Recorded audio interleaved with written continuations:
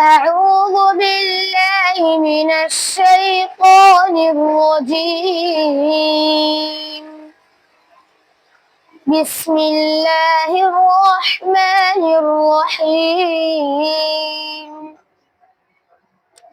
وقضى ربك ألا تعبدوا إلا إياه وبالوالدين إحسانا إما يبلغن عندك الكبر أحدهما أو كلاهما فلا تقل لهما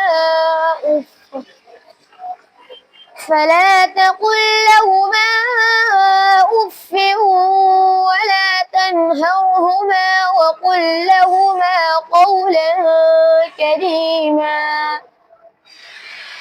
واخفض لهما جناح الذل من الرحمة وقل رب ارحمهما كما ربياني صغيرا. صدق الله العظيم.